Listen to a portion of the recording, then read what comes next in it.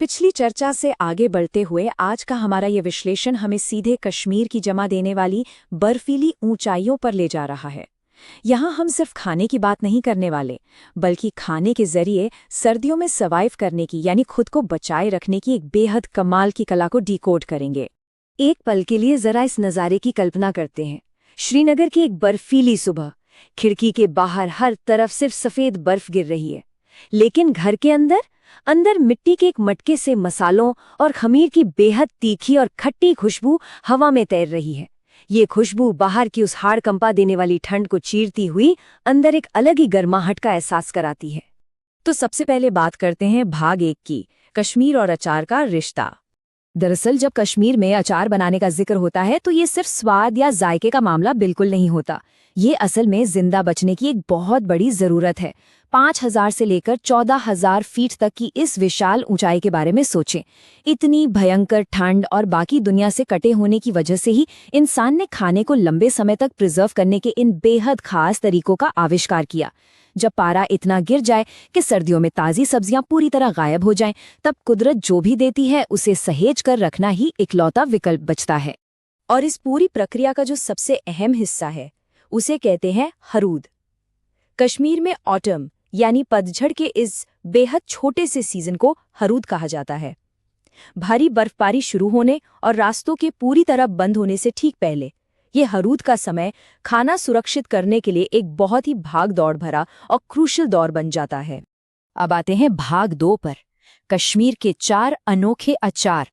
इसमें सबसे पहला नाम आता है नद्रू यानी कमल ककड़ी का अचार। इसका जो शानदार कुरकुरापन है ना, वो इसे एकदम खास बनाता है। फिर है शलजम, जो अपने बेहद चमकीले गुलाबी रंग के लिए फेमस है। इसके अलावा हाक, जो कि कश्मीर का एक बहुत ही ज़रूरी पत्तेदार साग है, उसे भी प्रिजर्व किया जाता है। और शायद जो बात सबसे ज़्यादा हैरान करती है वो है मांस को सुखाकर उसका अचार बनाना, जैसे सुखाया हुआ मुर्गा जिसे वहाँ कोकुर कहते हैं, या फिर मछली। प्रोटीन को इतने लंबे समय तक सुरक्षित रखने की ये एक कमाल की पारंपरिक तकनीक है।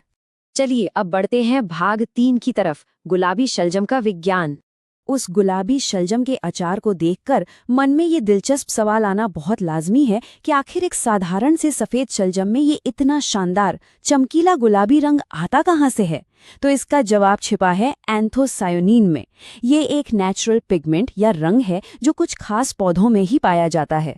ये बिल्कुल किसी विजुअल पीएच इंडिकेटर की तरह काम करता है। मतलब एसिडिटी यानी अम्लता के आधार पर ये अपना रंग बदल लेता है। ये कोई जादू टोना नहीं है, बल्कि विशुद्ध विज्ञान है जो उस सफ़ेद शलजम के अंदर प्राकृतिक रूप से मौजूद होता है। इसे स्कूल की साइंस लैब वाले उस लिटमस पेपर एक्सपेरिमेंट की तरह समझा जा सकता है। बाईं ओर ध्यान दें तो जब सफ़ेद शलजम में मौजूद एंथोसाइनिन का संपर्क सिरके या नींबू जैसे किसी एसिड से होता है, तो दाईं ओर क्या गजब का जादू होता है।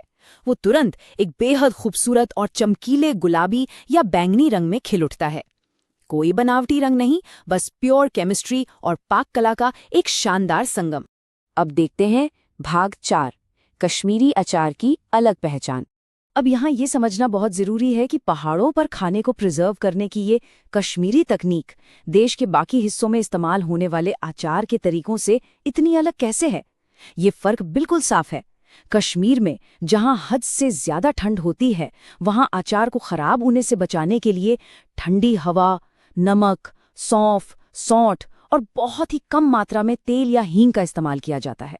वहीं अगर हम भारत के बाकी हिस्सों की बात करें, जैसे राजस्थान या दक्षिण भारत, तो वहाँ अचार में तेज धूप, बहुत सारा तेल और तेज हींग का इस्तेमाल होता है। मतलब ये इस बात का सीधा सा उदाहरण है कि कैसे किसी जगह का भूगोल वहाँ की पूरी रसोई को बदल कर रख देता है। और अब भाग 5, सिर्फ खाना नहीं, एक भावना। साइंस और इतिहास के इन फैक्ट्स से थोड़ा परे हटकर देखें तो इस पूरी प्रोसेस का एक बहुत ही गहरा इमोशनल पहलू भी है। ये तकनीकें सिर्फ खाना बचाने का कोई तरीका भर नहीं है, बल्कि ये पीढ़ियों से चले आ रहे सर्वाइवल के जज्बे और अपनी पहचान को बचाए रखने का एक जीता जागता सबूत है। जैसा कि कहा जाता है, हरूद में पैक किए गए हर जार में एक कश्मीरी दादी की गर्माहट और सर्वाइव करने की पीढ़ियों पुरानी समझदारी बंद होती है। ये लाइन अपने आप में एक बहुत ही पुरानी और मीठी सी तस्वीर पेश करती है, जहां घर की बुजुर्ग औरतें बहुत ही सावधानी से मिट्टी के मटकों में अचार भरती हैं और इस तरह चुपचाप एक अटूट परंपरा अगली पीढ़ी के हाथों में सौंप दी जाती है। तो आज के इस विश्लेषण से ये बिल्कुल साफ हो जाता है कि ऊंचाई और भयंकर ठंड किस तरह इंसानी जीवन और उसके खाने पीने की आदतों को ढाल देती है। अब अपनी अगली चर्चा में हम इन जमा देने वाले पहाड़ों की दुनिया से बाहर निकलेंगे और एक पूरी तरह से अलग भौगोलिक स्थिति का विश्लेषण करेंगे। एक ऐसा तटीय इलाका यानी कोस्टल एरिया जहां की हवाओं और मौसम के नियम एकदम अलग हैं। और अंत में इस एक्सप्लेनर को एक बहुत ही दिलचस्प सवाल के साथ यहीं रोकते हैं। ठंड के मौसम की तैयारी के लिए दुनिया भर के अलग अलग घरों में कौन कौन से अनोखे खाद्य पदार्थों को प्रिजर्व किया जाता है। ये वाकई सोचने वाली बात है कि हर संस्कृति के पास सर्दियों से मुकाबला करने का अपना खुद का कौन सा खास तरीका मौजूद है। इस विश्लेषण से जुड़ने के लिए बहुत बहुत धन्यवाद।